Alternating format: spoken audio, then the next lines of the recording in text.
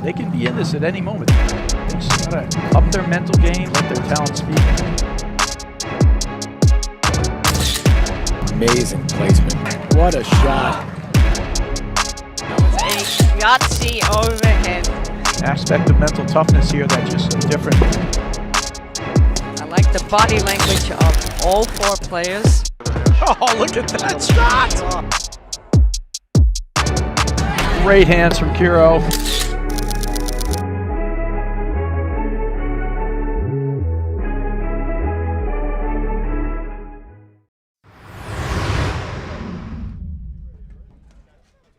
Ladies and gentlemen, welcome to the 2024 Hills Grand Prix. This is the men's semi-final round match. We'll play best 2 out of 3 sets of tiebreak. To my right, playing the deuce court from Wayland, Massachusetts, Randt. His partner from Natick, Massachusetts, Stephen Mitchell. And on my left, playing the deuce court from New Jersey, Short Hill's own Humphreys. His playing partner on the outside from Stamford, Connecticut, Osses-Konig. Randt Mitchell won the spin and they will receive. Good, huh? I'll take one more. Last one. Steven, you good? Good.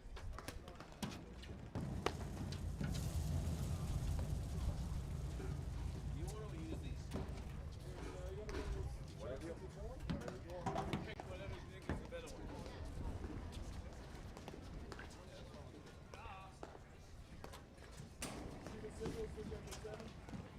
Good.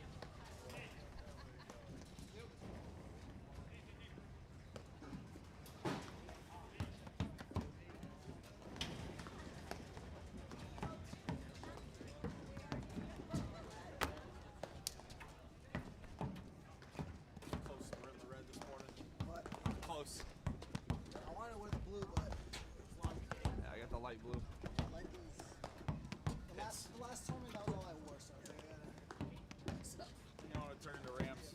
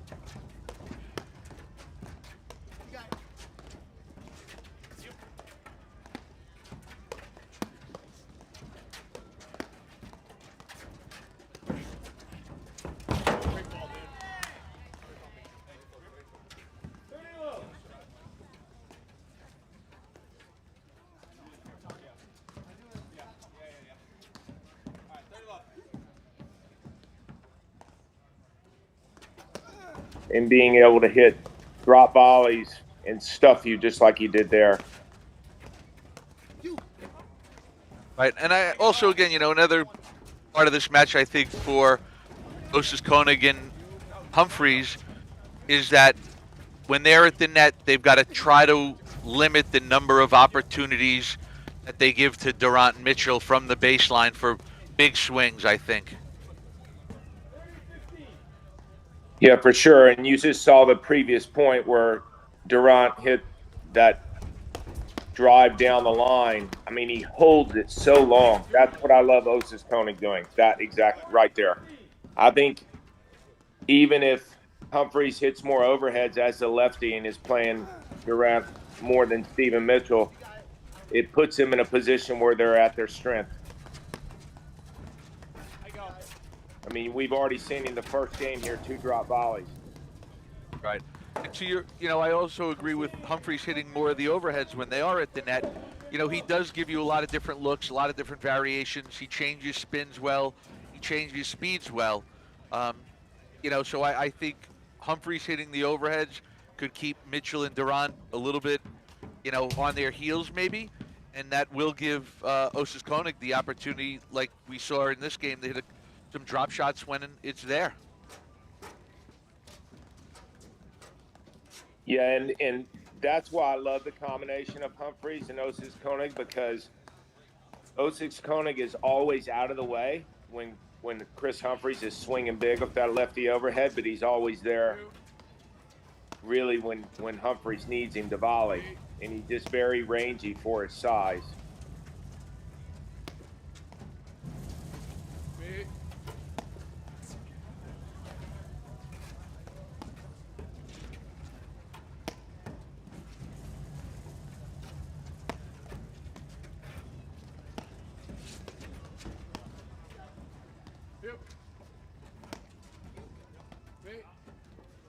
And we've been watching some of the newer teams that play, David, how they don't play as much in the stagger. I mean, they're successful at it too, but you can see a clear stagger between Randt and Mitchell here, with Stephen Mitchell hanging closer to the net and Randt successful at it too, but you can see a clear stagger between Randt and Mitchell here. I agree. And I think a lot of the newer players coming out are coming from tennis. I think they feel a little bit more comfortable volleying from off the net, where you see on that particular shot right there, Johan getting right on top of the net. And I would say, without any doubt at all, that if you have Johan hanging on top of the net, that ball better be in the air as a lob 100 out of 100 times, because that's his game. He loves to drop, move, hit the ball behind you with those volleys.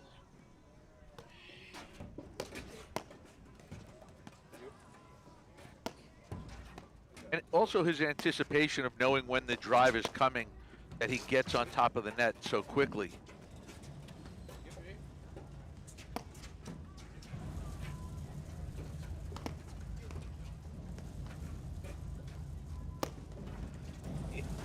And as much as the games change in terms of transition and speed of overheads and whatnot, you're seeing so much of the same right here.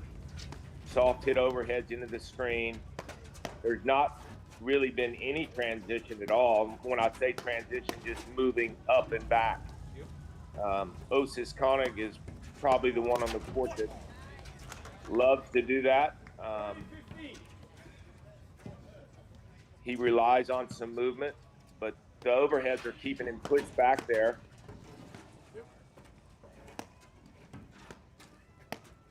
A couple of loose overheads that point by Randt Mitchell going to the Humphreys backhand, which is his weapon from the baseline, his shot of choice. He loves that two-handed backhand, and he brings it. Yeah, both of these guys, Humphreys and Osses-Konig, I mean, they love their backhands. And David, in Detroit, when Osses-Konig and Humphreys played Alvy Regalado and Jose Salazar in the finals of that tournament, they did a lot of switching in the backcourt. So obviously early in the match here, we haven't seen any of that, but I would say I like the look because, you know, Humphreys has that big lefty wing out there, and for two righties, it's just so much easier to play that ad side of the court because of the stagger we just talked about. Right. No, and that's a good point. Plus, I think it also just brings a little bit of, you know, you're forcing your opponents to maybe they have to make a change because they've been playing to one look. They've had a game plan for one setup, and now you go and change it. So sort of shot placements and the spots you want to pick on the court, your, you know, so to speak, your safety spots, they're going to change a little bit. So, you know, it's always a good play to maybe make the opponent, without doing anything on your part drastic, just making a change, as we see a huge forehand from Stephen Mitchell.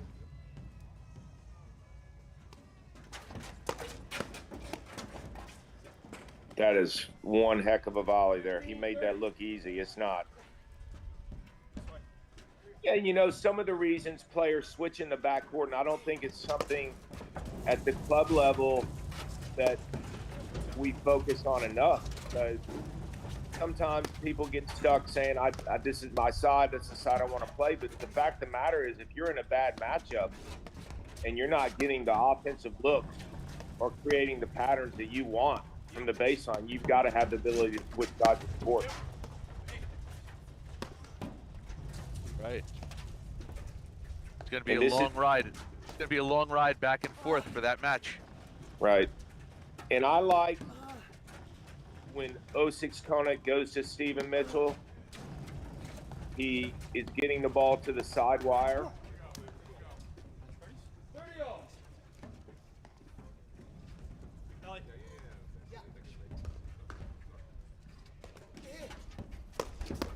Oh! 30-40.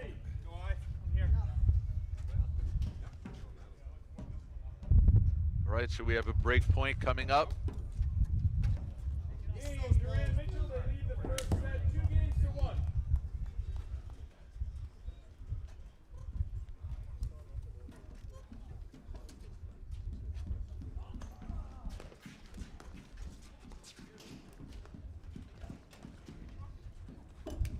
All right, guys, so you heard our chair umpire, Mike Yashimsky. Randt Mitchell are up 2-1 at the first set. Again, we're in Short Hills, New Jersey at the Short Hills Invitational Grand Prix.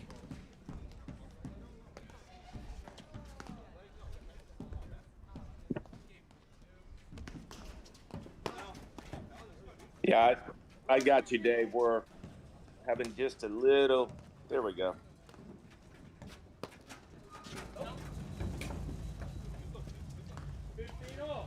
So when you talk about Durant and Mitchell, I mean, obviously a long-standing partnership, great friends, business partners, know each other well, communicate well. 30-15. I would say when they're locked in and laser focused, that they're still just probably the toughest team out there, don't you think, Dave? Oh, I agree. And again, you know, as we mentioned earlier on, or I said earlier on, you know, it just comes down to, you know, a little bit of the choices and the patience that Durant and Mitchell are going to show and have throughout the tournament, throughout every match. You know, because as to your point, you know, when they're locked in, they're tough to beat.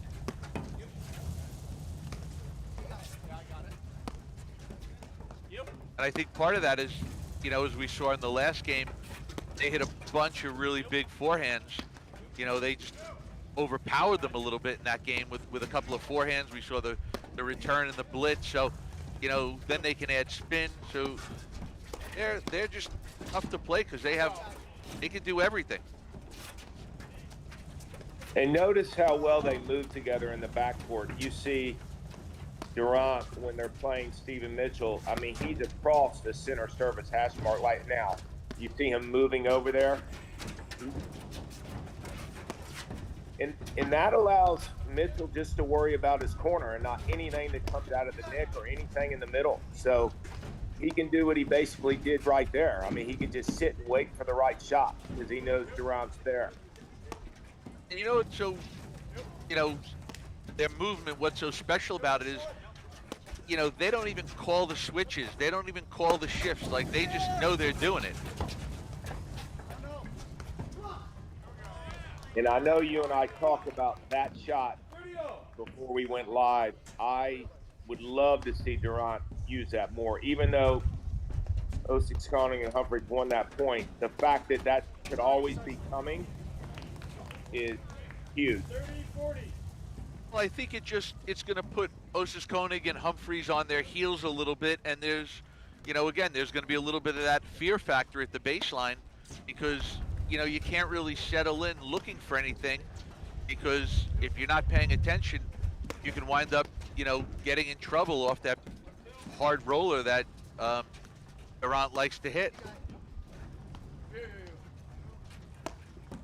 And again, I think one of the things that makes him hard to beat when Durant's at the net is his variation in his overhead, variation in spins. He has a lot of different overheads that he can sort of put you in trouble with, even finish points.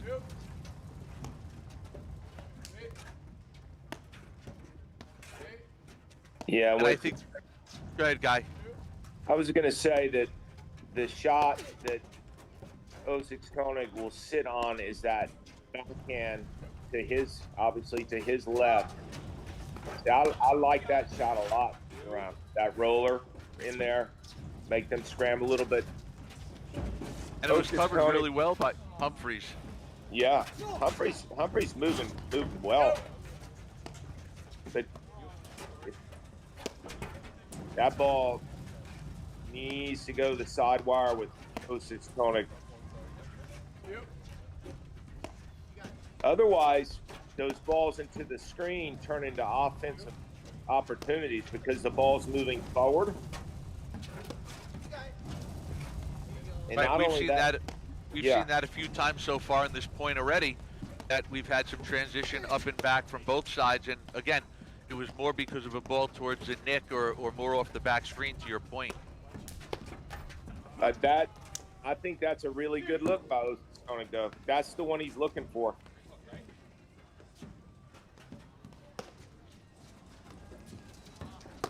Good. You got it.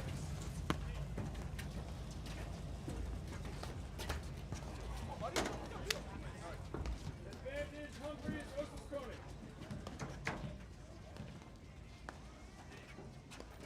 And Stephen Mitchell and Johan Durant are one of the few teams that 2-all first set. both of them use that underhand serve. They're very comfortable with it.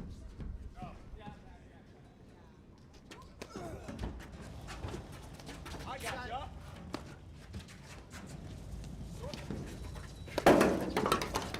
Oh boy. I got it. We got to slow this one down, David. Sorry, guys. That was 15 low. one of the more interesting points of the tournament so far. For sure. Hey. Yeah. You got it. Yeah. Yo. You got it. You got it. Yo.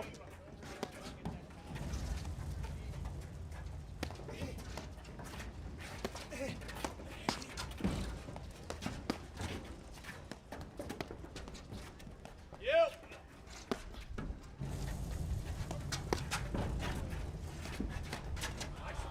Wow. See, that type of pace, though, 100% favors Durant Mitchell. Right. They want you to get caught up in that pace because their hands and their ability to snap offense and drives. I mean, so this match is speeding up quite a bit. And in that drive that Durant just hit at Osses-Konig was 100% just designed to pull him in for the next lob. And I've noticed too, David, with Durant and Mitchell, the matches that they've been unsuccessful with this year, you know, the shots they miss aren't the difficult ones. It's, and I don't want to say they're easy, but a little out of character for them to miss. Right. At that pace of that drive by Durant's perfect.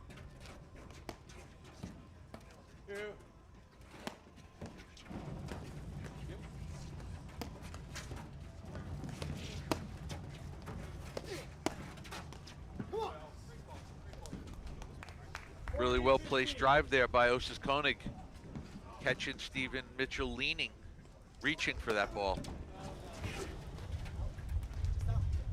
40-30.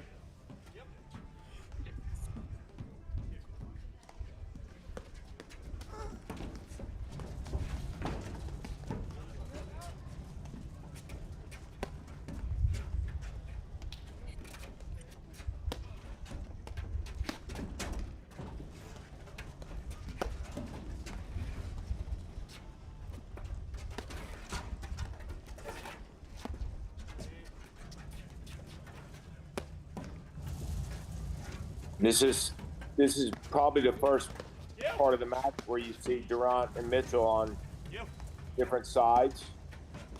Usually they switch back pretty quickly, but I do like the look.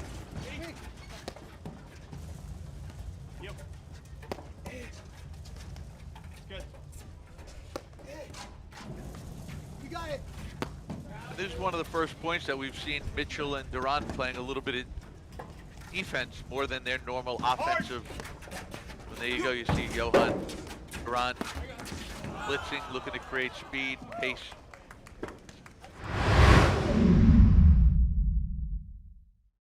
Yeah, and that's when he's at his best, doing exactly what you just saw.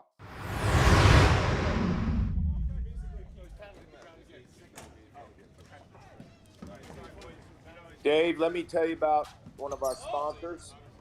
Volley is a proud sponsor of the APTA as the first IA-enabled training experience.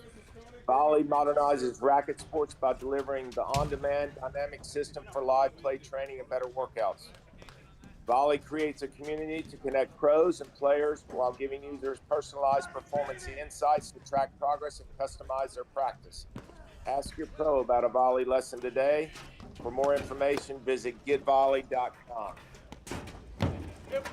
You know, we're currently waiting on a volley machine out of Fiddler's Elbow. Yeah, it's a fantastic piece of equipment. And as a community, as I said in that read, learns all the value of that machine. I mean, it's a game changer.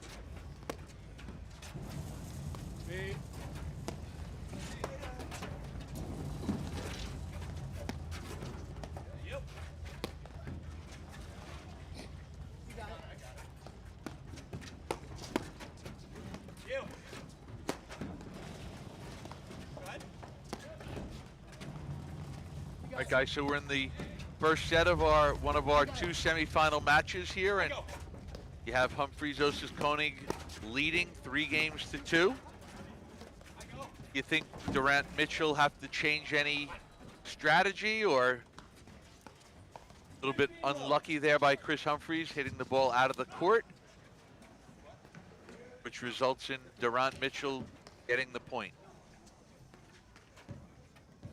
I don't think there's any strategy change necessary. It's like we said. I mean, some of the errors that they've made so far, they can easily fix. You know, speed of drives. I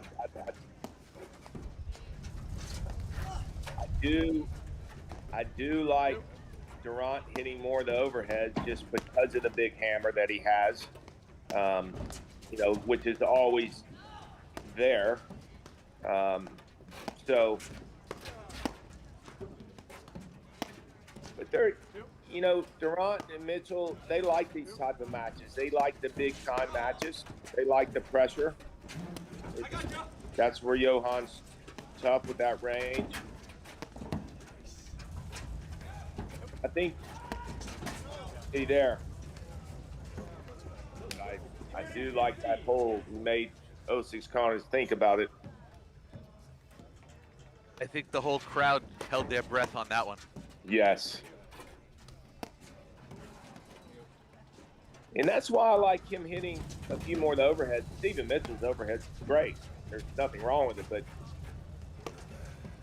that shot by Randt is still one of the biggest weapons in the game.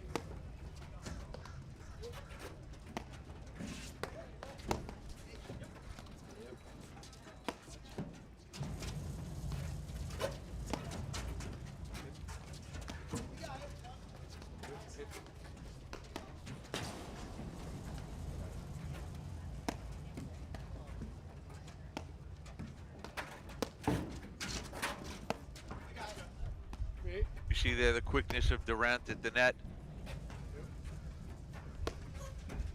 And I, David, too, we don't talk about it enough how, these lobs that Osses-Konig and Humphreys are hitting are good lobs. I mean, Durant's hitting a lot of those from the service line, but even there you see, but they're just very good neutralizing overheads. They're deep. They're all really landing behind the service line. So if someone's going to drive like there, Osses-Konig, it's easy to see.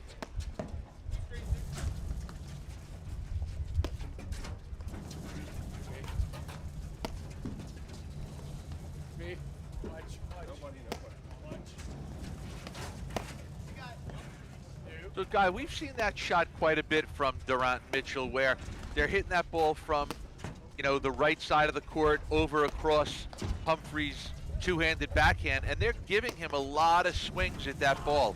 Do you think they're doing that intentional because, they know Steven misses a volley there, but, are they willing to see if Humphreys can sustain that throughout the match and not make many mistakes? Well, I'll just answer the question as honest as I can. I mean, that's probably the biggest weapon on the court on that side. So in the past couple years, you have started seeing teams giving their opponents balls that they could drive to speed up the pace. Right.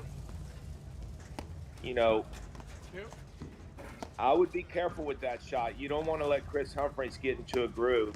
It doesn't matter who you are. I mean, they're allowing him to hit the shot that he's best at. And here's the switch I was talking about. We saw this in Detroit quite a bit. And that's one of the reasons for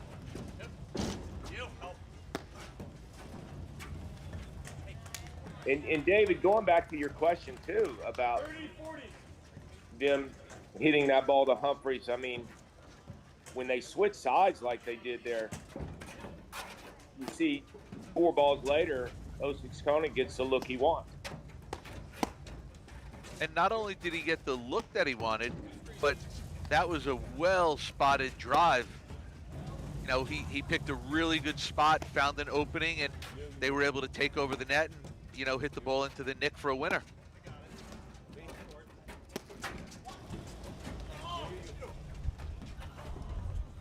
Guy, wouldn't you agree that at the high level of play for both the men and women, spotting the drive to a specific location or target is much more important than the speed or the spin you're hitting it at? For sure it is. And not only that, but when you are spotting drives like that, you're just looking for your next lob to be better. And if your lob, points only get longer and longer because of the lob, not because of the drive. Right? Driving and volleying speed everything up. But the better the lobs, the longer the points, and the more spaces you'll create to drive the ball in a high percentage area. If you're starting to see Randt Mitchell speed points up here, a few more rollers. Saw you there. On, baby, go. Team Randt Mitchell scores 3-all first set. And that's the type of points that Osses-Konig and Humphreys do not want to engage in. Right. I think maybe if Osses-Konig just let that ball go, let Humphreys throw up another lob, you know, and kind of start it all over again. You got it. Just to your point, you know, Randt Mitchell want that fast-paced action. They want volley to exchanges. They want a lot of movement. They want to create activity. 15 low. I wouldn't mind seeing them hit some volleys a little shorter to encourage that, to be honest with you. Right. Yeah, no, I agree. See, that type of point is 15 off. I'm gonna go regular, but I'll do this. more their style. Humphreys using signals.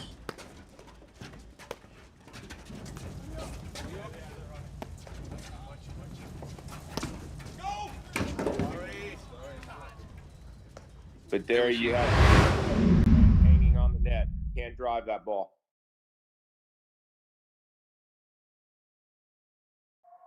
They could be in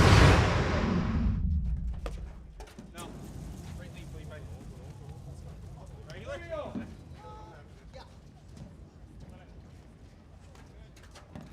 Couple of missed forehands by Mitchell this game, keeping Humphreys, Osses-Konig, getting them back to 30 all here.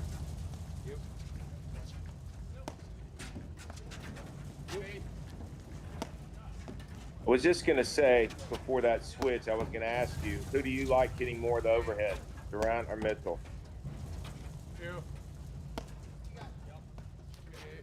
Again, I think I would rather see Johan Randt hitting more of the forehands, just again because he creates a little bit of fear factor, a little bit of uncertainty, and you know he's going to keep, I think, Humphreys and Osses-Konig on their heels a little bit more. And to your point earlier, that it's not that Stephen Mitchell doesn't have a really good overhead. It's just I think Johan has a little bit more variety, and you know he's willing to do a little bit more and take some more risk.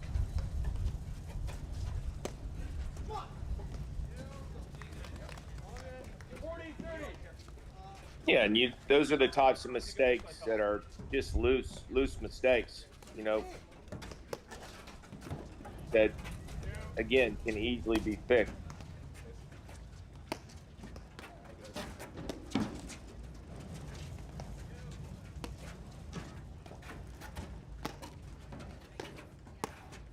We talk about it all the time for Randt Mitchell when they're playing is, you know, how much risk are they willing to take, you know, and trying to, you know, maybe not cut down on some of those unforced errors, trying to push it a little bit.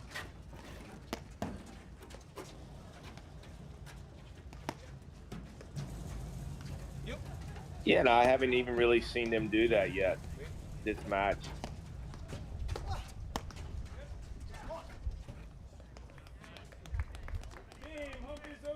Yeah, so you have a couple mistakes there by Randt there. Overhead, he was hitting off his front foot, so he doesn't usually miss a volley like that. Those are kind of goes back to, you know, if they get in lockdown mode, those errors go away. But you know, that's the difference in the match right now. And I like what Osses-Konig and Humphreys are doing. I mean, they're playing solid paddle. They're not pressing. They're taking what's coming to them. Also, though, they're not playing at the same tempo. They are speeding it up a little bit. They're slowing it down. So I like that they're, you know, creating a good balance of mixing it up and not really, you know, letting Randt and Mitchell get super comfortable and in a groove with certain shots. So, I mean, so far right now, Humphreys, Osses-Konig, their game plan is really good and they're playing really well.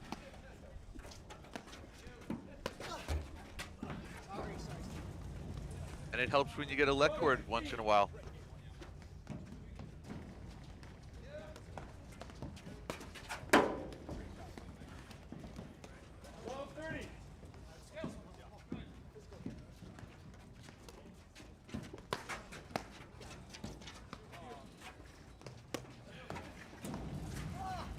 This is where Osses-Konig and Humphreys need to play like they got a 4-3 30 love lead. For sure.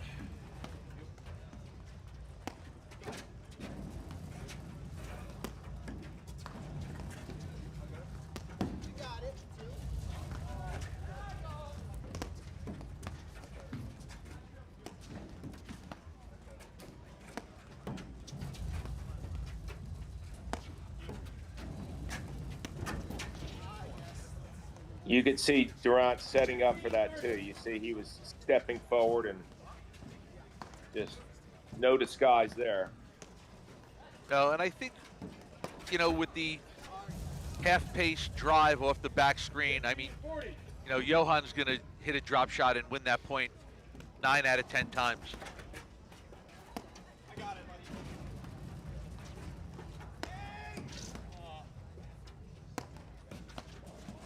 Osses-Konig and Humphreys need to take advantage of a couple leg forwards they've got this point that have created a mistake.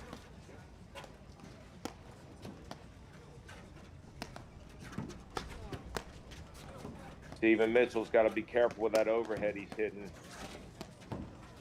Osses-Konig's going to step up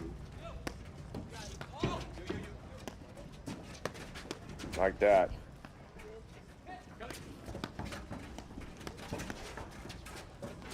Great hands, both sides of the net. And I think to answer your point, Guy, you know how you said that Humphreys, Osses-Konig have to take advantage of, you know, those lead core drives that they've gotten in this game. And I think, you know, at the highest level in the men's and women's, that's what changes winning and losing matches is, you know, who takes advantage when, you know, when they have the opportunity.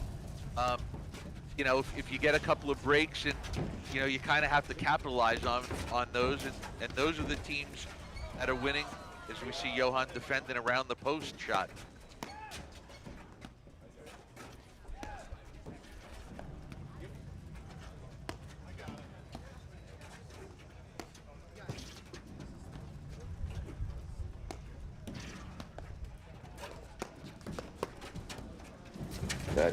That's the one shot they cannot hit. He's just waiting on it. He does such a good job of mixing in a lob there. Oh, it's a cone.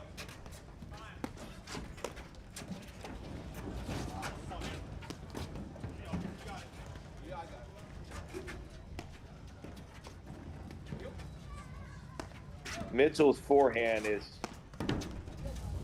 there is just zero backswing, and he's just balancing on top of that, isn't he, David? Yeah, no, he takes a short backswing, big follow through, and creates a lot of power in a short swing, and doesn't lose much control. Just if you watch this point, how about the get that Osses-Konig made just to keep the point alive? I mean, Mitchell's forehand hit the nick and kind of came out sideways.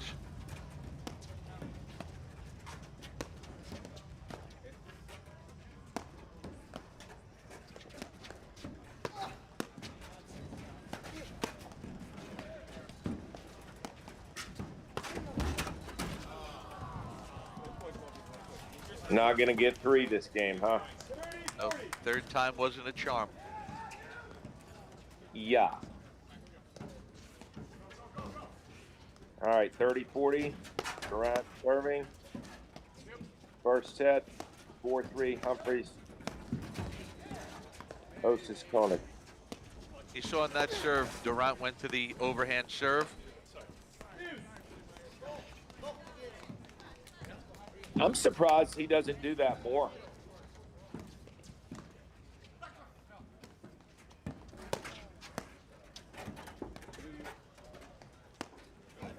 Just for the different looks of it all.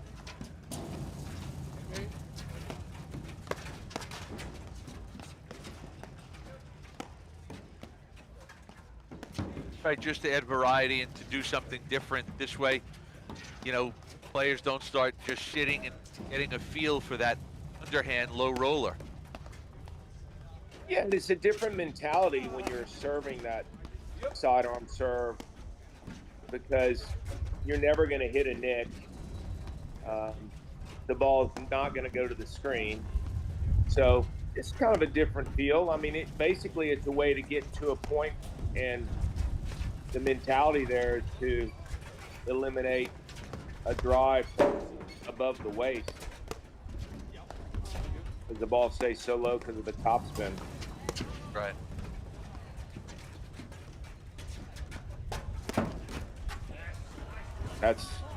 We talked about it before, right, David? That Yeah. top exchange is what and that's why I think they should hit some shorter volleys to entice that, to be honest with you. Right, because there's not many people that want to get involved in that game. No. Not with Johan Durant. King, Randt, Mitchell. Score is tied 4-all, first set.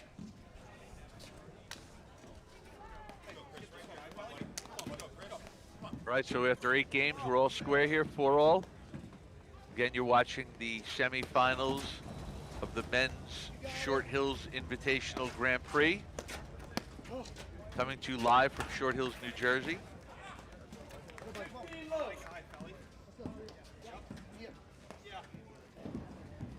And you know, David, as I am digesting and watching this,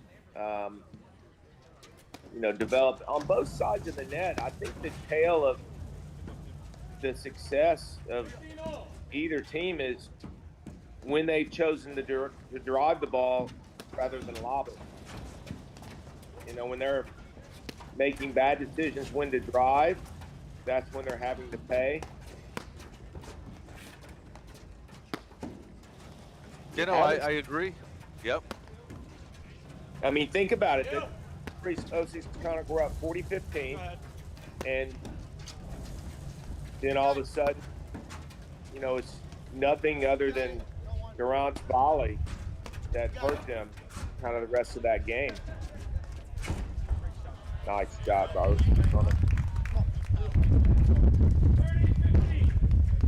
There we saw a little bit of an off-pace drive from Durant, which gave Osses-Konig the ability and the opportunity to hit that little drop shot. And notice what Stephen Mitchell just did there. Osses-Konig's ducking down. He goes right at him, because when you're standing up from ducking like he was, it's very difficult to have your hands out in front of you. So you drive at somebody in that situation as they're standing up. It's tough to be prepared for a volley right at your chest. Right. Go ahead.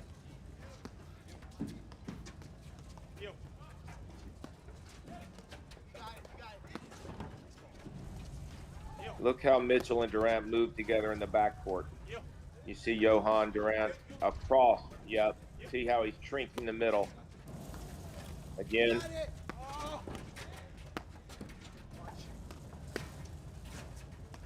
And you have to believe that when he's playing that far over there, he's baiting Humphreys or Osses-Konig to hit the ball to his right. Right, he's doing this purposely. He wants to get involved in the match. He wants to get, in the point. He wants to get more touches on the ball. Great overhead there by Felipe Osses-Konig, which gives the team of Humphreys Osses-Konig a 5-4 lead here in the semifinals of the Short Hills.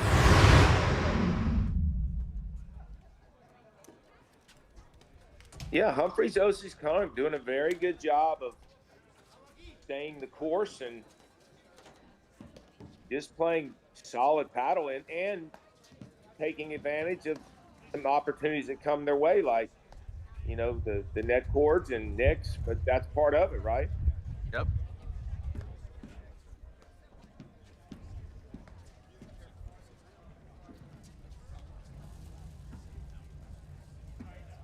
And I think Humphreys Osses-Konig are doing a really good job of not letting the pace changes by Durant and Mitchell sort of speed them up or change their game plan or it doesn't look like they're letting it bother them. They don't feel any pressure or stress. It doesn't look like.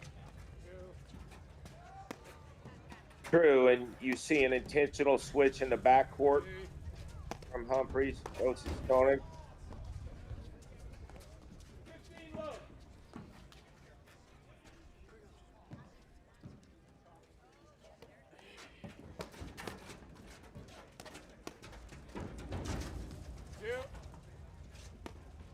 I want to say hello to Billy Dunn up at the Ridgewood Country Club. They're having a watch party this morning. Watching the action for the men's semifinals, and then we'll have the women's final after this match.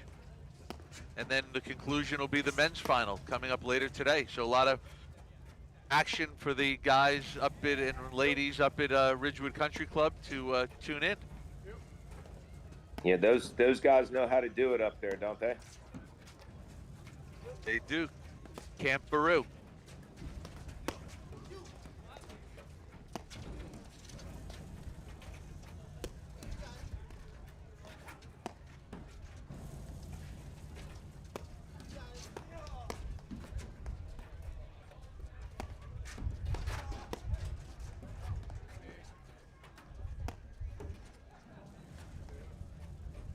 You know, I feel like sometimes in these points of sets matches that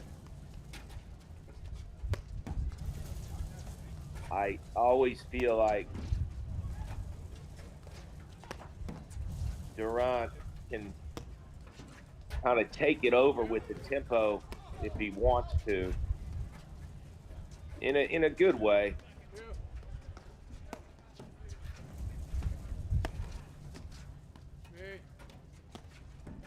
That's a great lob by Humphrey, and it creates that right there.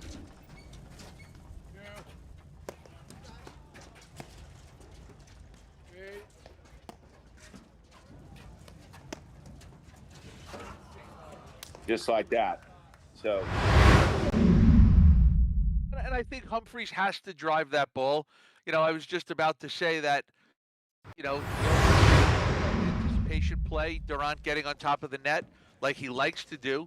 But I think Humphreys has to drive that ball. And, you know, they're up 5-4, Humphreys and Osses-Konig. And, you know, they've gotten there by driving the balls that they should drive and mixing in lobs and drives. So I don't want to see them sit back just because they have the lead here, because I don't think that's going to, you know, that hasn't been how they've played, and I don't think that's going to be beneficial to them in the long run.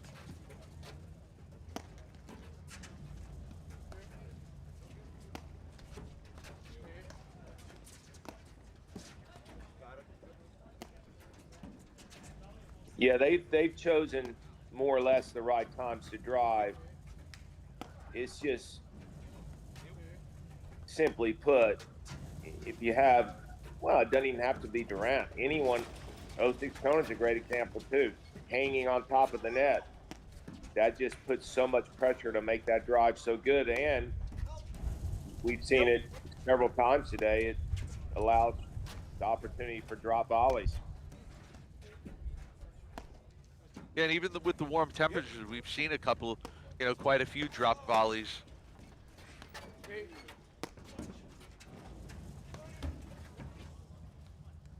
Like you see Randt hanging on the net there. That's just a tough ball to, I mean, you ask yourself, technical or tactical mistake. I mean, Randt's there, so even though it was a technical miss, probably a tactical error, because he's going to drop that anyways. As we see a really good forehand there.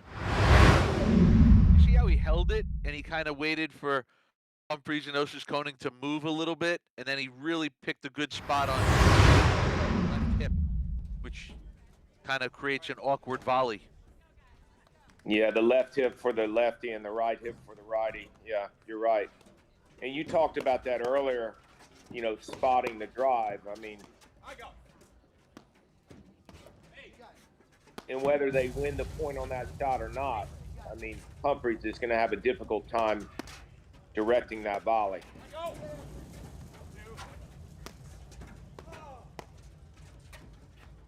And again, when we talk about spotting drives, why is Randt and Mitchell all of a sudden at the net? Because Mitchell hit a ball out wide, and then he went back down the middle, creating a little confusion, a little bit of movement. And again, they weren't hit super hard. They were just well placed, well executed. Yeah, and for a lefty-righty driving through the middle is going to, as you said, create confusion because there's two forehand volleys there. That's why it's so important as with Humphreys and Osses-Konig that they play in the stagger, which they can as a lefty-righty at the net, so that confusion isn't there. Right. Yep. But again, you know, we were talking about the differences in this match. Well, look at the last two games. I mean, game and a half, I should say. Great shot by Chris Humphreys. Big round of applause for that one by the hometown crowd. Chris Humphreys, the director. Randt.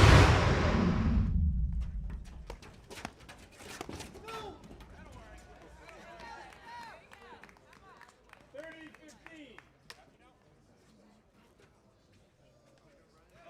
Do I?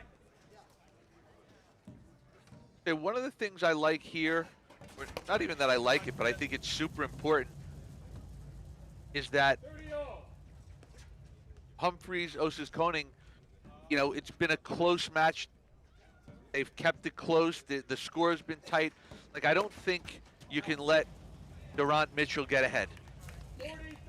You know, they are such a good team when they are ahead. And then, you know, to going back to what we've been talking about, the theme of their play is they look to put pressure on you even more. They look to speed up play even more. And, you know, I think one of the things that we haven't talked about is just the fact that I think the score of what we've seen so far in the first set is dictating a little bit of the play and helping Humphreys and Osses-Konig as well tremendously.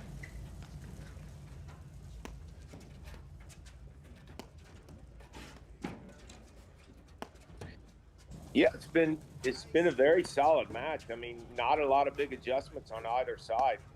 I mean, you don't have a match that's, I mean, as tight as this is otherwise.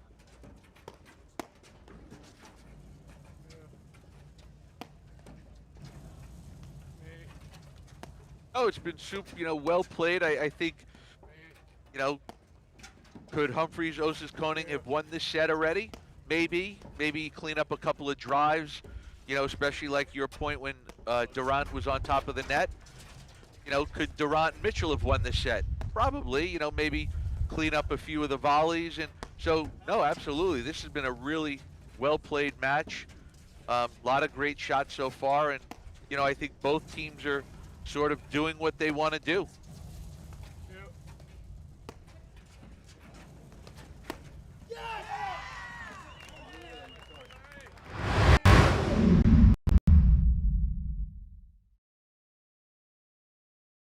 Yeah, and that this creates the space that Osses-Konig needed to drive that ball at Stephen Mitchell.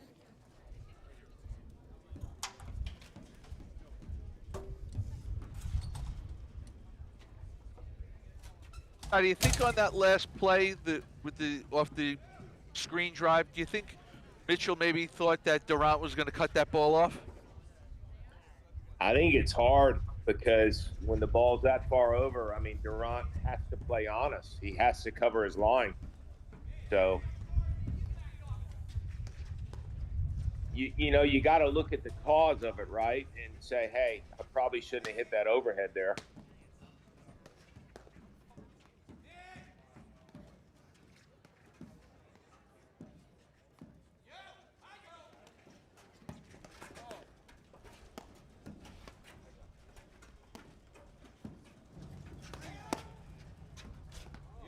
Be interested to see here if Randt and Mitchell stay this way or they switch. There it is right there, which is, I think that's a good move.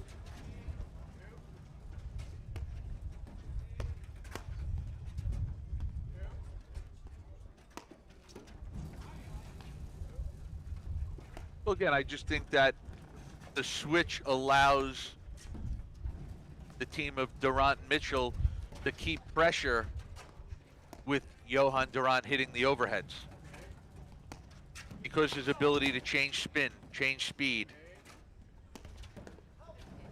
And I'm still surprised we've only seen that big time roller with pace only once in this match so far.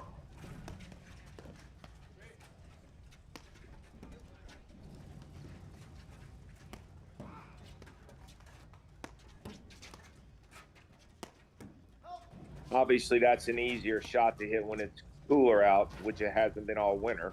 But I've seen Durant, when it's much colder, use that shot much more often. Because there's no threat of it going back over the net or out of the court.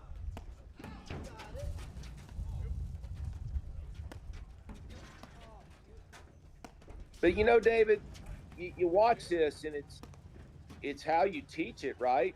They're playing a very traditional paddle match here. A lot of neutralizing overheads. A little lucky there, but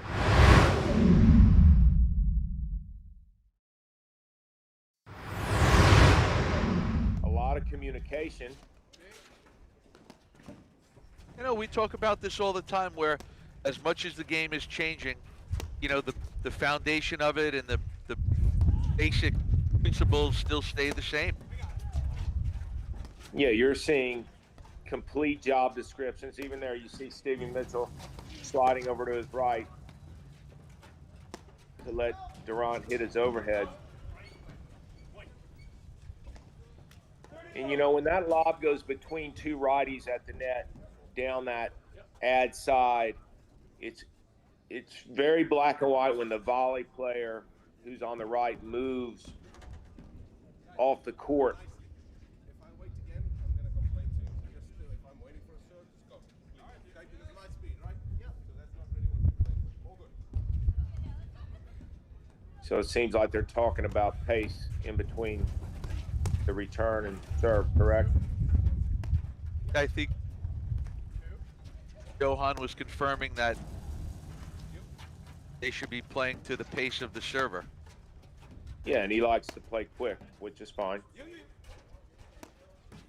And tactically, if you're Humphreys, Osses-Konig, you know, if you have to have a conversation to slow things down, well then,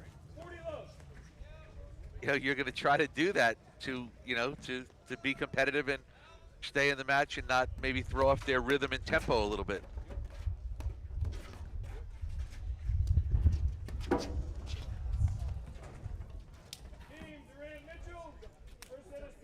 Tell you what, that's one heck of a cutter by Mitchell, wasn't it? Yeah, no, and that was one of the easier games that Durant and Mitchell have had so far in this first set. Yeah, I mean, and again, repeating ourselves, but the tail of this first set is just who's going to decrease the unforced errors just like that. You don't see Humphreys miss that lob much.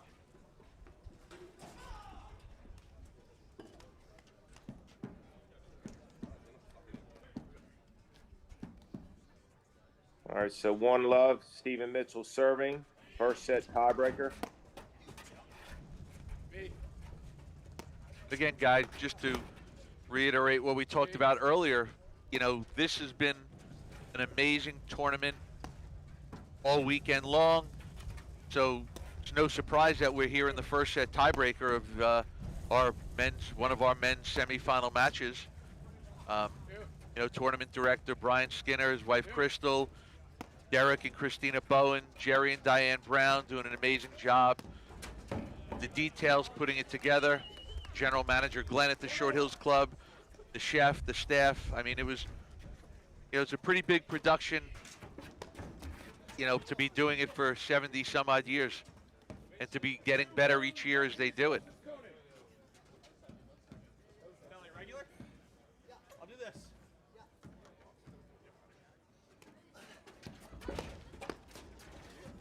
And you and I were talking about it earlier. I mean, specifically the men's Grand Prix draw 32, but just a kind of a cool combination of,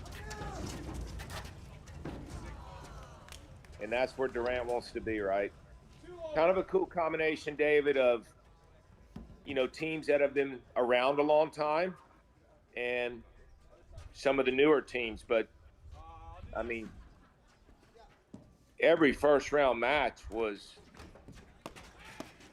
I mean, there were no walkovers, that's for sure.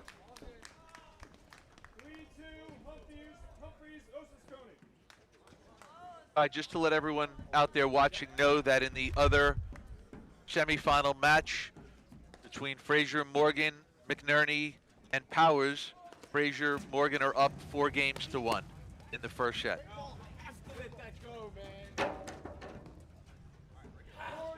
Humphreys, Osses-Konig.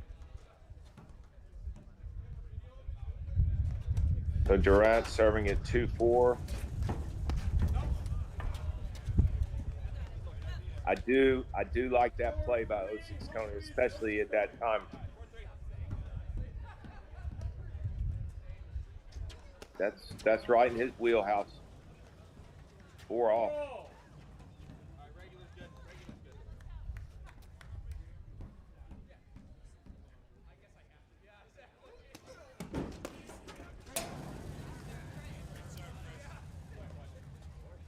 5-4, Humphreys, Osses-Konig. Little loose points there in the middle of this first set tiebreaker. All right, Stephen Mitchell serving at 4-5. I like that play by Humphreys to lob and get to the point. 5-all.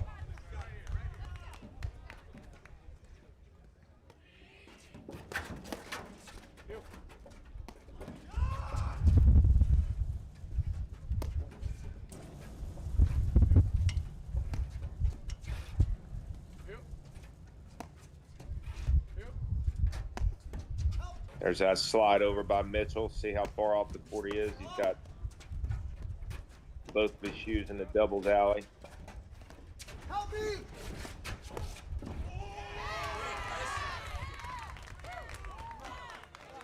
Really good cover there by Chris Humphreys, taking that overhead.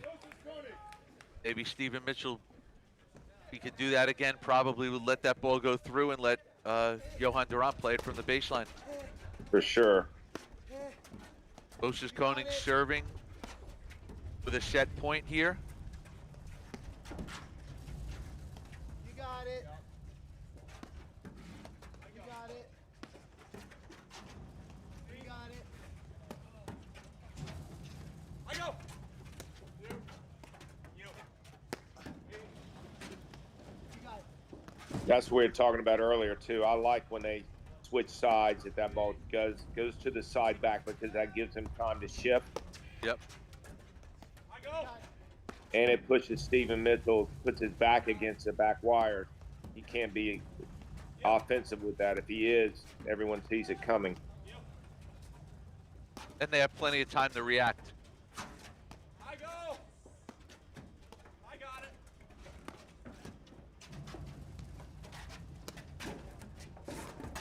Yes, come on. Great get by Mitchell. Yeah, and I don't think Osses-Konig should be upset about that. You know, we kind of saw him pull his T-shirt up. You know, he had an opportunity. He hit a really good shot. Stephen Mitchell just made a really good get. Yeah, I mean, not only did Mitchell cover 25 feet, but the ball had tons of RPM and spin on it too, right? Yeah.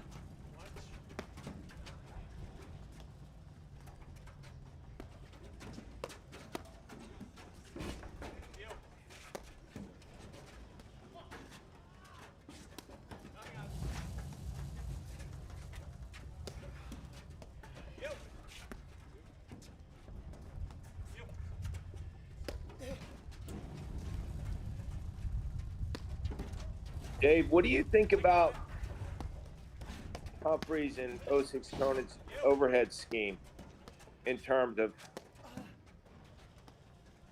Yeah, I think they're doing a good job of each taking turns hitting it. I think they're varying it pretty well. You know, but the big thing is they're keeping the ball in spots where Durant and Mitchell can't really hurt them. You know, we haven't seen a lot of big forehand or backhand swings by Durant and Mitchell in quite some time, and I think a part of that is just the shot selection and placement by Osses-Konig and Humphreys. Yeah, they're doing a good job of both hitting overheads. They're kind of going with the flow a little bit. You know, who's in the rhythm like this point? Osses-Konig is hitting. 7-6,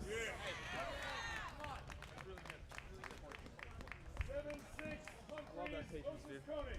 And again, I think that's a ball that Stephen Mitchell wants to drive. You know, and I think Johan Durant wants him to drive it. It's just a matter of, you know, not making that physical mistake. But, you know, he wants to drive that ball.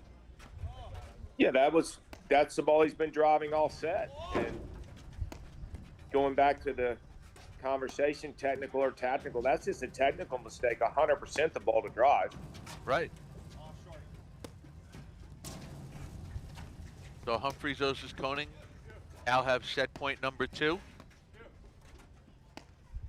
here in our men's semifinal of the Short Hills Invitational Grand Prix. Live from Short Hills, New Jersey. If you're in the Short Hills Chatham Summit area, come on by. Plenty of action all morning.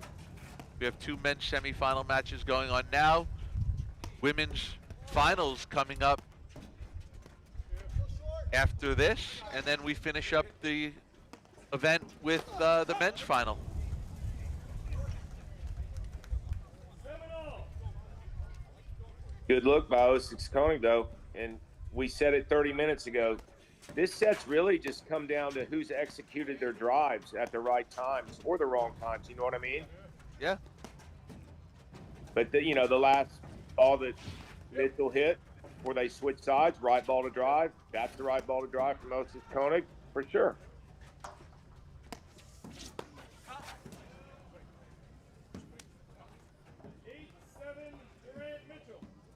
All right, just like that. They flipped the script, and Durant Mitchell with a set point here.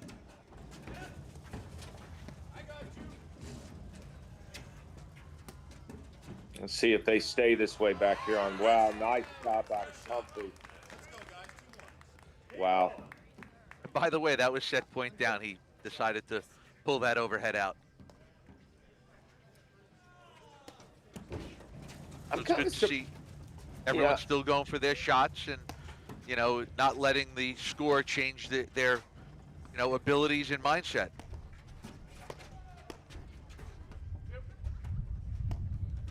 You're seeing, too, with the spins on both sides that all these players are very selective when they're choosing to rev it up, and they're doing a good job. I mean, I haven't seen Stephen Mitchell hit a cutter like that the whole match, but he hit, I mean, that was a great shot a few points ago, and then Humphreys hitting that. I mean,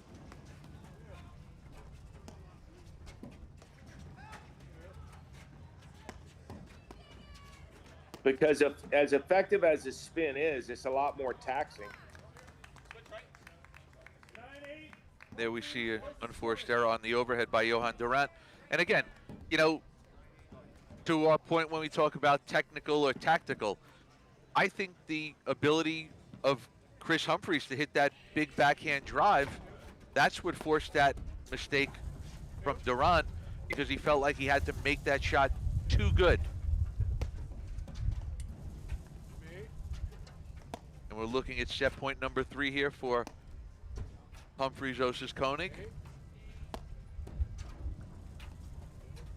And you see them, they switched out a few balls ago in the backcourt. Just to create a different look.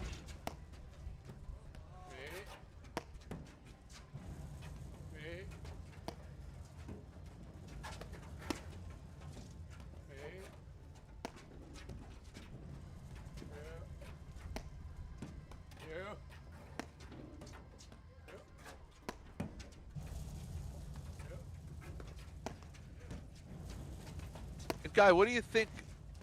To me, it looks like, honestly, Humphreys, Osses-Konig are, you know, they're really controlling the pace of this match. And I don't know if this slower or a little bit more methodical play is really what Durant and Mitchell want to do for the rest of the morning.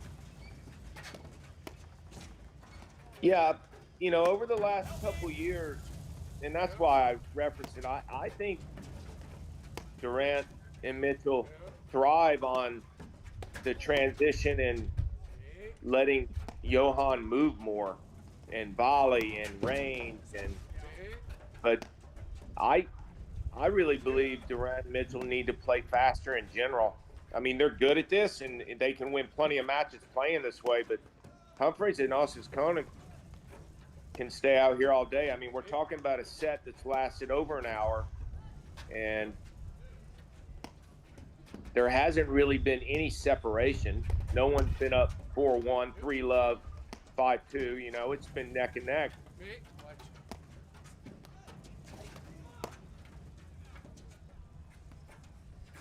I think to your point, just that you were talking about where Durant and Mitchell can play this way, but I don't think they want to. They're looking to play faster points, quick matches, quick sets. It's a heck of a volley from Stephen Mitchell. It sure is. I mean, Osses-Konig drove that from 2 feet away. Yeah, no, that was. And notice how quiet Stephen Mitchell's hands were. He didn't budge. He was only looking for one ball, and that's the ball right at him. 10-9,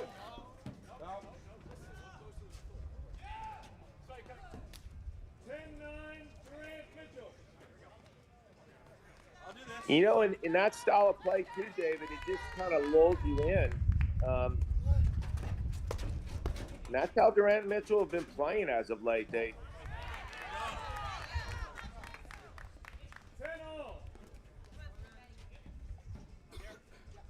There's no real ups and downs. It's just kind of a.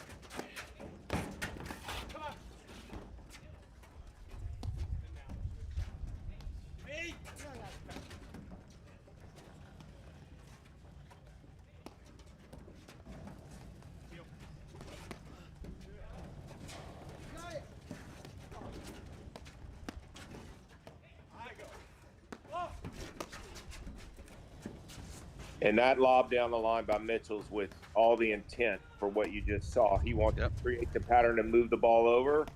And not only did he move the ball over, but because he was pushed so far back, Johan has a huge part of the court to drive to.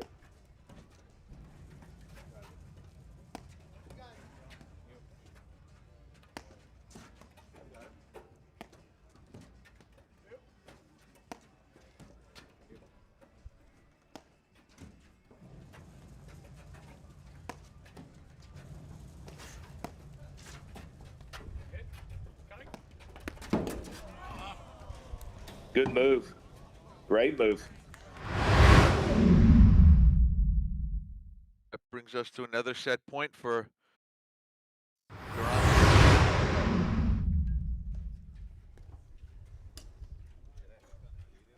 Osses-Konig got the ball he wanted there. Yeah, no, I mean, it was a great setup, great play. And it's just, you watch this, and we've seen it so many times before where, maybe Durant Mitchell makes some uncharacteristic mistakes throughout the course of the set. Maybe they don't capitalize on some of the shots that we're normally used to seeing them capitalize. But here they are, they have a set point. And, that's why they're maybe one of the best, if not the best teams, for the last couple of years, because they have that ability to, kind of stay in it even when they do make a few uncharacteristic mistakes.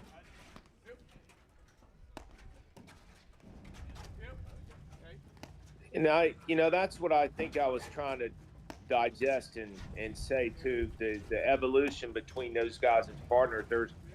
It used to be with Durant, and he and Mitchell have been playing together for years, obviously extremely successful. You would ride that wave. I mean, if he was on fire, just controlling the match. Yep. And Guy, we will be right back in just a moment after these messages right here on the APTA, presented by My Paddle. Whole new training experience? Welcome to Volley. At Volley, we've developed the first AI training system for racket sports. providing pros with the advanced teaching tools they've been waiting for, and giving players a new way to level up their game and enhance their time on the court. Ask your pro about a volley lesson today and learn what volley can do for you. We'll see you on the court.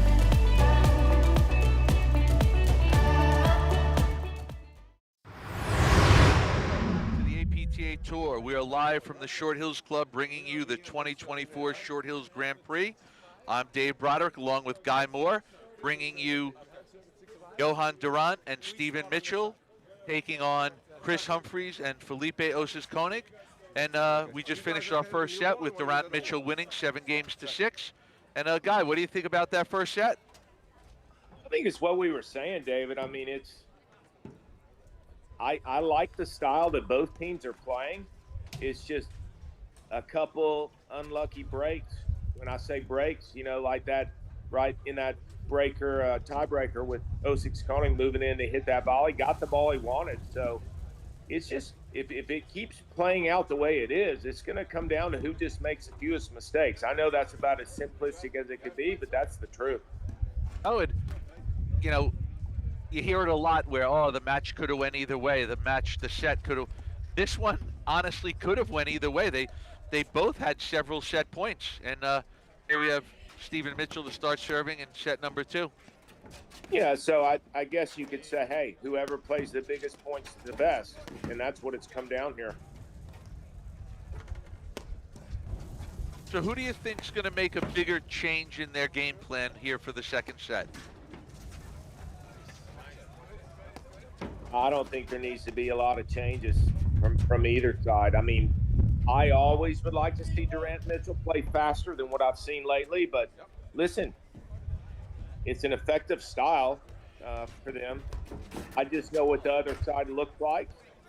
But Humphreys and Osses-Konig, I like their tactics and strategy. I mean, what did they have, 3 or 4 set points there? Yeah. 4. And remember at 4-3, they were up 40-15. So they played a solid set.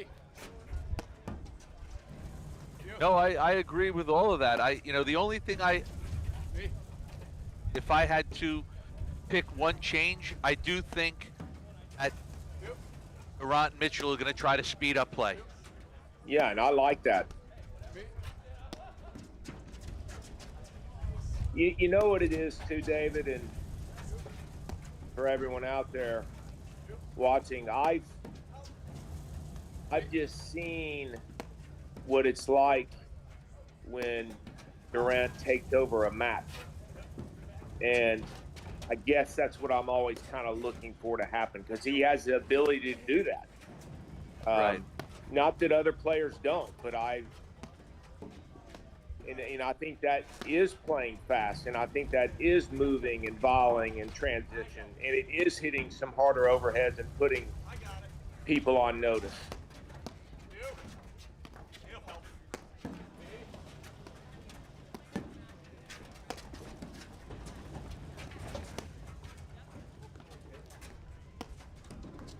But these first couple games of this set are very important, because when you play a long set like that and you're on the losing side of it, you have to regroup quickly and you can't play 2 or 3 fast games in the wrong direction in the beginning of this second set. And we see Johan Durant catching the nick on his overhead. Stephen Mitchell serving, Johan Durant at the net. 40-15. Felipe Osses-Konig in the red to the right of our screen, and Chris Humphreys in the blue with the hat on to the left of our screen.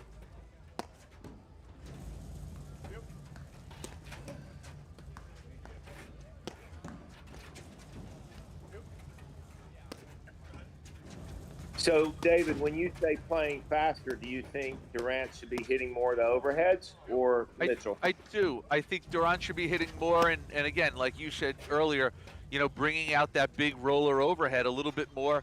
We've seen a couple more. We see a couple of faster hit overheads in this point right here, and again, I think Johan Durant is trying to create some drive opportunities because he wants play to speed up, because I think he knows, you know, in the drive volley battle, he's going to win a lot of those. What a get by Stephen Mitchell. Osses-Konig calling it into the nick.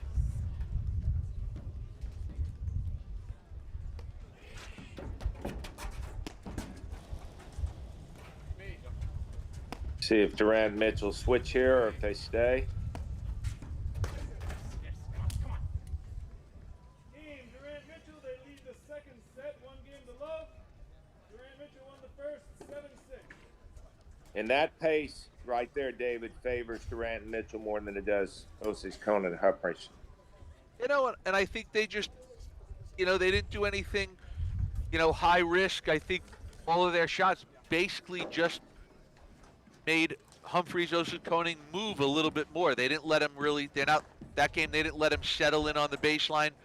And again, they just created a little bit more movement by the baseline team. Yeah, and that movement was created because there were many more roller overheads hit.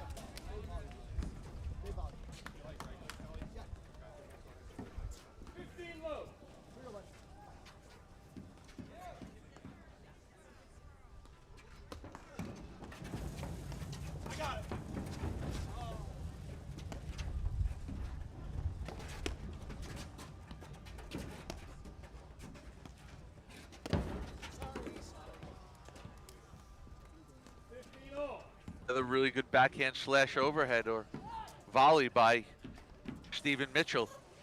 That's the second one he's pulled out there today, Guy. Yeah, good timing on that too. And that's where you got to think about it too. Here's Durant doing more of what. Right, he's just speeding up play, putting pressure on them. And again, going back to what I was saying a minute ago, you know, that's when I'm talking about taking over a match. You know, you're starting to see him move more towards the net, trying to get involved in more of that transitional volley game.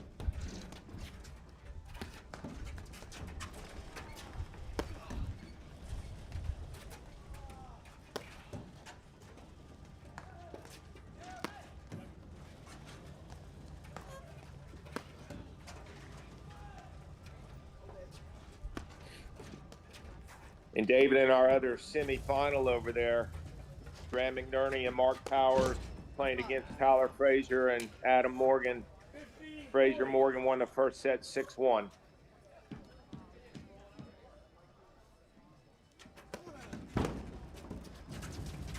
Really sure I saw that coming. No, I would 100% agree with that. And this is what we just talked about a minute ago, David. You don't want 2 or 3 quick games on the wrong side of it to start the second set after that first set. Interested to see if Durant and Mitchell keep playing at this pace. I don't see any reason why they shouldn't. You're seeing Durant hit many more rollers instead of letting the ball drop and kind of pushing it. Right, to your point, you don't want to see the Durant Mitchell Express speeding up.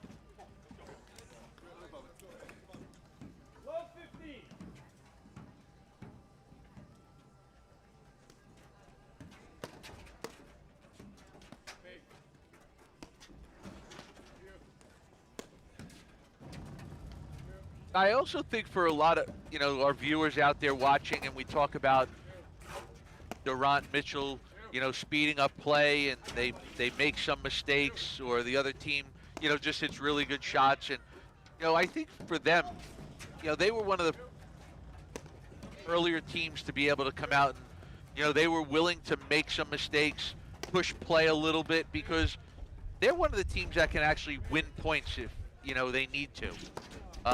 You know, they don't 100% rely on the other team making mistakes. You know, there are times where they are trying to win points. And, you know, in platform tennis, we all know that's a little bit of a unique skill.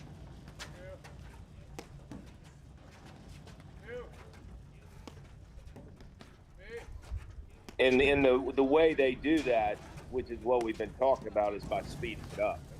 Right. Volley exchanges, roller overheads, harder hit overheads, blitzing. You covered it all there, David. Good job, man. Listen, I'm getting better. It's nice to see a work in progress just Starting to come around. Yeah, good job. I mean, it was just like last week you were teaching me about the side back overhead, how to teach it, defend it. I've come a long way, if I can pat myself on the back. Yeah, it's been a great week for you.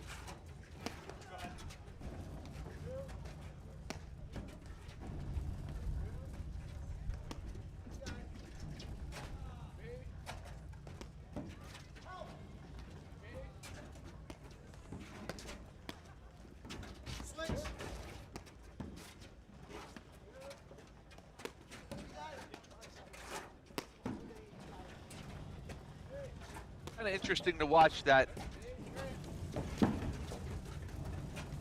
Randt Mitchell are actually playing a slower pace point right here. They are, and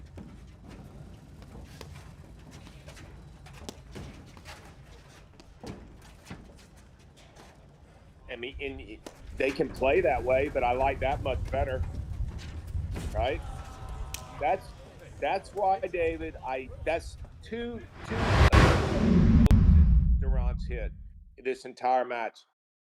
I want to see that more often. Well, the hard roller set that whole point up by pulling Humphreys into the net and kind of left them defenseless on that next shot. The volley right back at him. Absolutely. And it plays more into their style, which is speeding it up. Mitchell had the forehand he wanted there. I like him hitting that for sure. Yeah, no, absolutely. Because Again, of I the, think. Go ahead, sorry. I think, Randt Mitchell are going to take more chances than most teams because they know that they have the ability that they can win points. And, when you know you can win points, I mean, confidence is a hard thing to beat. Yeah, that's what I've seen with them more often in the last year or so is them playing their way into matches where they would. There it is. Now we're starting to see it more. There again, there's three. Well, I think, Guy, the other thing, too, is like when you watch them play and you watch all the men's and women's teams play, like I think for Randt Mitchell, when they lose a set, I think they're the least affected. For sure. They look at it like, wow, what just happened there? Why didn't we win this set? More than it is, oh my God, what do we have to do to change? What different game plan do we need? I think they win and lose on their terms all the time.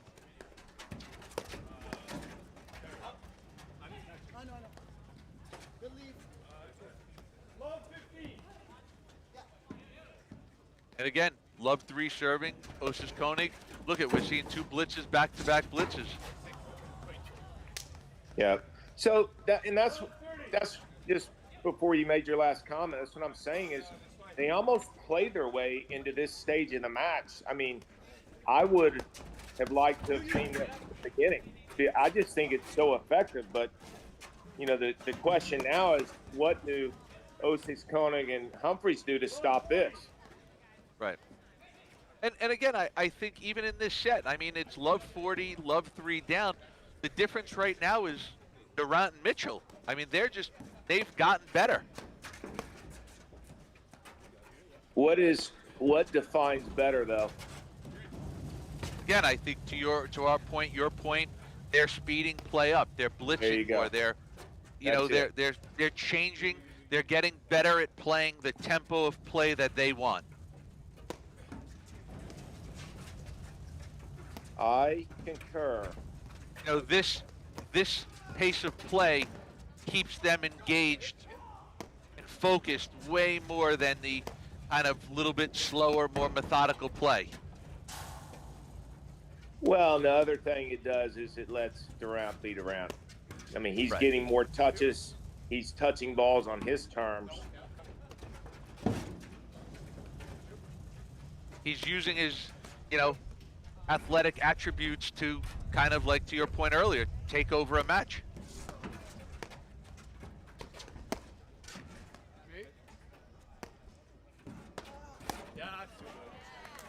That's a great ball by Humphreys. Let's see if that could be,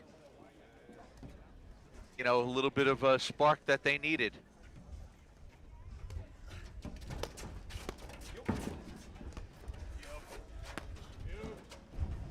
And by the way, that wasn't an easy first volley with Johan Durant blitzing. no. And that goes to go a couple. Be a big hole for Humphreys. And I think even on that last play, you know, Johan went for a forehand that maybe he shouldn't have. But, you know, in his mind, he still wants them to be thinking about hitting the ball to that open space because he knows in the long run, he's going to win that battle. He's getting Humphreys, Osses-Konig to do what he wants.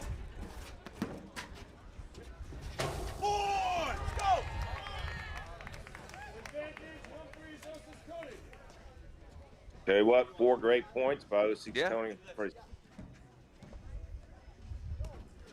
Well, they've elevated their level of play in the last 5 points. A little bit of an easy one there for them. You know, that's really the first point that they didn't have to work for hard.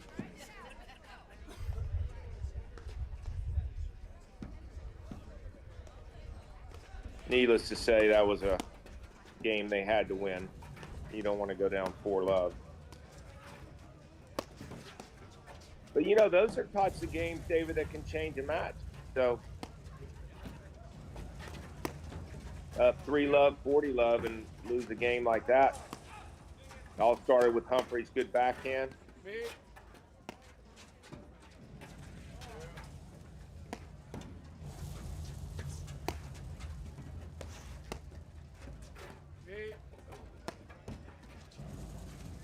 You know, and we know how important sort of the ebbs and flows of the match are. I mean, you know, we see momentum switch.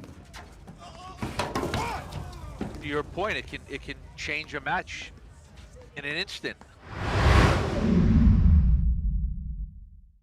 What do you think about Osses-Konig hitting that shot?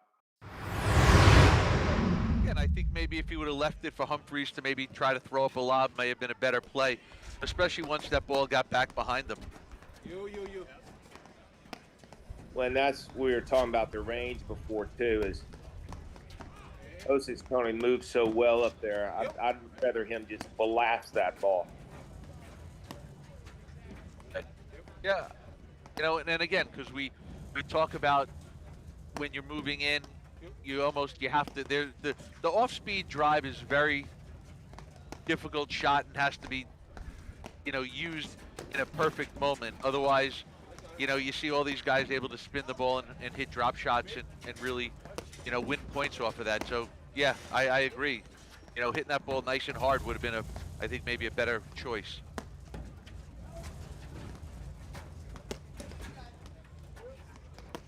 Well, and he's so successful doing that against so many other teams, but Mitchell and Durant just have range.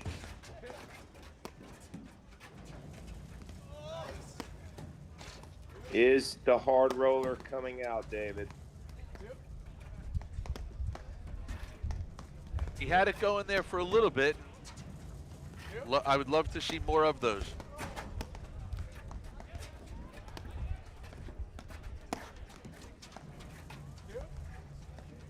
And by the way, when you swing the ball from side to side, as you saw Durant Mitchell just do, you are going to get stuck hitting some forehand volleys.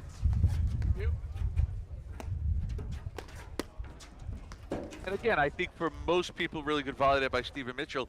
You know, and I think for most players out there, you know, that's a little bit more challenging for them to have to hit forehand and backhand volleys. But, you know, again, if Randt and Mitchell have to hit a forehand volley here and there, but it's allowing them to speed up play, then they're willing to deal with it. All right, second game in a row that Durant Mitchell up 40 love. Durant Mitchell going to stay or switch?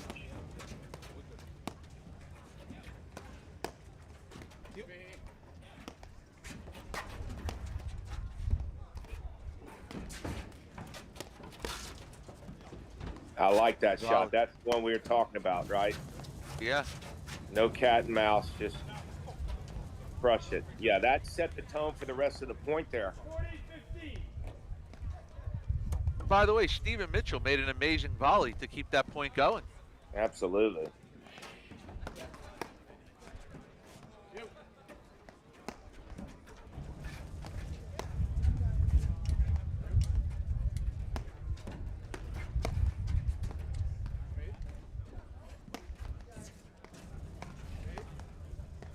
And you can see there when Durant goes to Osses-Konig's backhand and it doesn't go to the screen, he will get no help from Mitchell.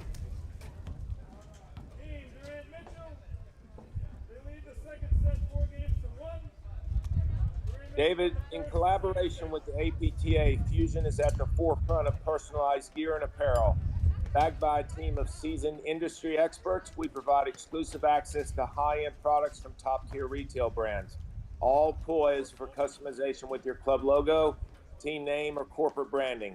Our streamlined approach guarantees a hassle-free shopping experience complemented by custom online storefronts and swift ordering. Visit www.gearbyfusion.com and let Fusion seamlessly weave your branding into elite merchandise. All right, well, we want to thank Fusion and all our sponsors, Volley, the local sponsors, Corient, Maple Crest Ford, New Jersey Men's Platform Tennis Association, Spyro Harrison and Nelson, Paper Ribbon and Wrap, New Jersey Flex League, Club Pilates, and Smith Chiropractic. The help of all the sponsors, it allows Short Hills and all the other great events to happen.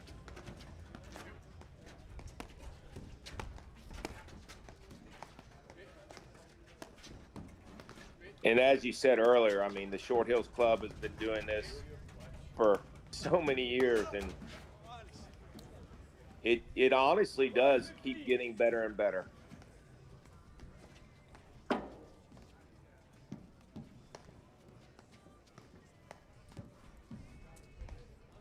So Humphreys and Osses-Konig need to find a way to change the tempo of this match. A good serve there by Chris Humphreys, forcing the error.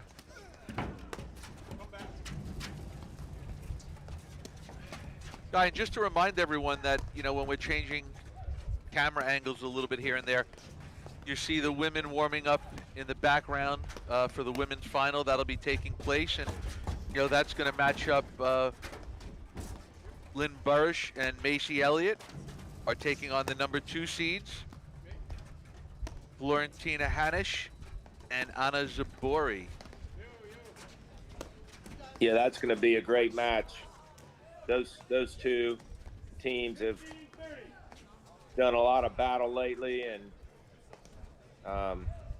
they've kind of dominated, you know, the top 1 and 2 spots for a while.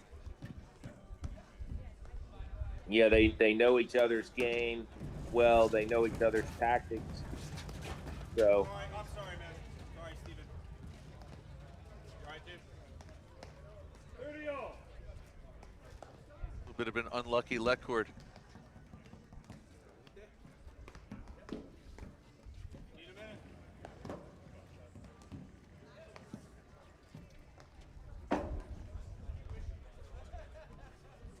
And Guy, you know, all of these tournaments, all the players, men and women, they're all playing as part of the APTA Cup series. This year, the APTA Cup prize money is up $10,000 from last year to bring it to $50,000. The payouts will go to the top 6 men's and women's teams. Ones that hurts the most. It's when it tickles. You alright, man? Alright, 30 all. All right, glad to see Stevens all right, ready to go. Leave it! 40-30. Steven and Durant need to get into a good long point here. Oh, Christopher! And that's what changes momentums in sets, you know, is the quick games, not so much the long grinding ones. Right, and even points, you know, at 30 all, Durant made a little bit of a loose mistake, giving an easier, you know, point by missing a return to serve, and then to follow it up with a fault and now a missed volley. You know, they've got to really, especially at this stage of the game, Humphreys, Osses-Konig really can't afford to, you know, make those mistakes, let alone in bunches.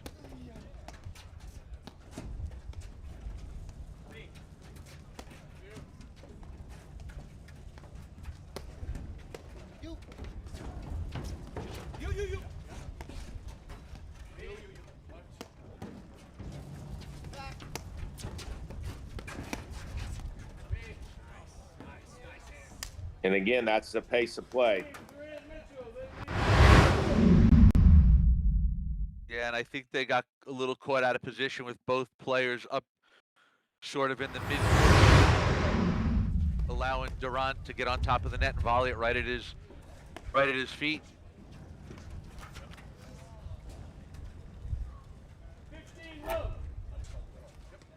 So after over an hour and 20-minute first set, you know, we have a much quicker set here. With the speed of not only play during the point, but even in between points. Right.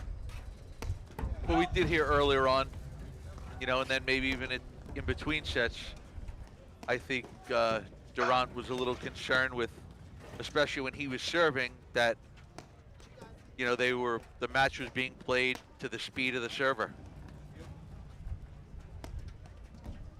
And so far in this second set, it's what we've been discussing is, can you play the slower style of game like Durant Mitchell played the first set, or would you rather do what's happening right here? I think if you ask Durant and Mitchell, they would much rather be playing at the pace and speed that they're playing at right now. Yeah, so I don't understand why they don't do that earlier on, but Start out. yeah, I don't.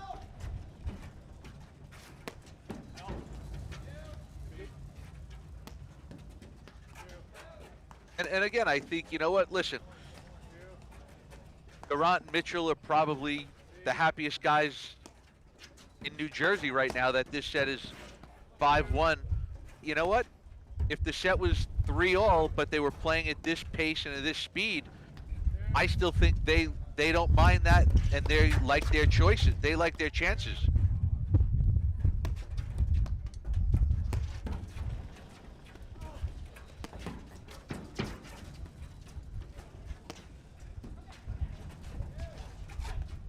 I feel a possible big overhead coming up. Okay, we've seen 3.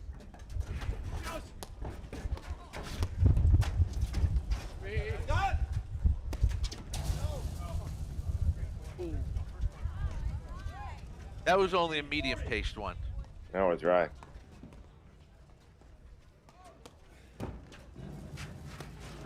Possibly the movement of Humphreys. That's a great volley. Maybe caused Johan Durant to change his mind on that overhead.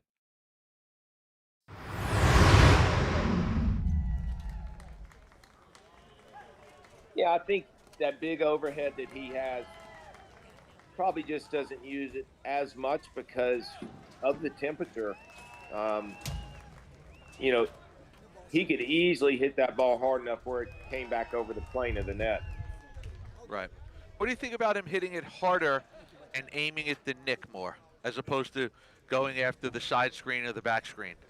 I think it's a great idea. And you look at players like Mark Parsons, he used to aim for the nick all the time. You look at Mick Ordoya, pin rollers, aims for the nick all the time. And by the way, those days when you're really on, I mean, it's very difficult to defend that shot. Right, and I think with the warmer conditions we're having here in New Jersey for this weekend, you know, I think it's as well as a good play just because the ball's going to shoot out a little bit further. It might shoot out a little bit faster. It might shoot out more, you know, in more uncommon scenarios than it normally does. So we see Durant Mitchell here 2 points away from the match and a trip to the finals, where the winner of this match will take on the winners of Fraser Morgan, McNerney, Powers. So I like the pattern that Mitchell has been creating by lobbing down the line and then getting that ball to move over to Johan's forehand. All right, we got match point here, 15-40. And there it is. All right, that's the match. Durant Mitchell advanced to the Short Hills Invitational Grand Prix Finals with a 7-6-6-2 win over Chris Humphreys and Felipe Osses-Konig. Guy, what do you think about that match? Do you think, you know, how do you think we saw a really tight first set, a little bit of a different tale in the second set? What are your thoughts? Well, it's exactly what we had been talking about the entire match. I think Chris Humphreys and Felipe Osses-Konig did a great job of controlling the tempo in the first set. I almost felt like Durant Mitchell kind of played into it, and as you said, you know, they're comfortable playing that way as well. But the second set was Durant Mitchell completely controlled the tempo, and that's their style of play. That's going to be the more effective way for them to play in that particular matchup. So I think the first set, you know, when you look at the length of the points and how the second set evolved, you're talking about an hour and 20-minute set and a 30-minute set, right? No, I agree. And again, I think it was just a difference of, you know, they won the first set by playing the system of play that they would rather, you know, they can play but would rather not. And, you know, we saw the difference of the speed of play in the second set, and, you know, they turned it up. I thought Humphreys, Osses-Konig played a really good match. I just think in the second set, you know, again, to our point that we've been talking on all along, you know, Durant Mitchell forced play by blitzing and speeding up play. And, you know, so again, I just want to remind everyone, stay tuned for the women's final coming up. All right, we have the number 1 and 2 seeds out there. Burish and Elliott are taking on Hanish and Zabori. And then after that match, you'll have the men's finals. And Guy, thank you as always. That's been a pleasure. And that's a wrap from the Short Hills Grand Prix men's semifinal round. Ready for a whole new training.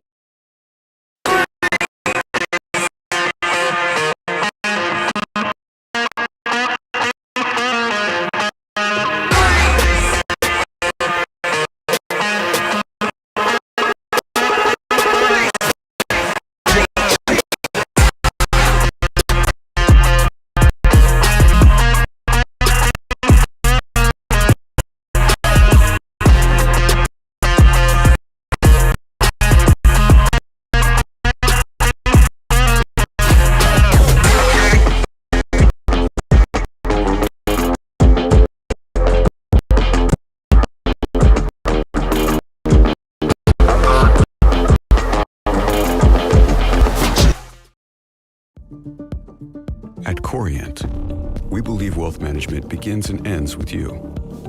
Because the more personal the solution, the more powerful it is. We treat your goals as our own. We never lose focus on the life you want to build. and provide unlimited access to the collective and profound knowledge of experts across the country. It's time your wealth strategy was as sophisticated as you. It's time to join Corient.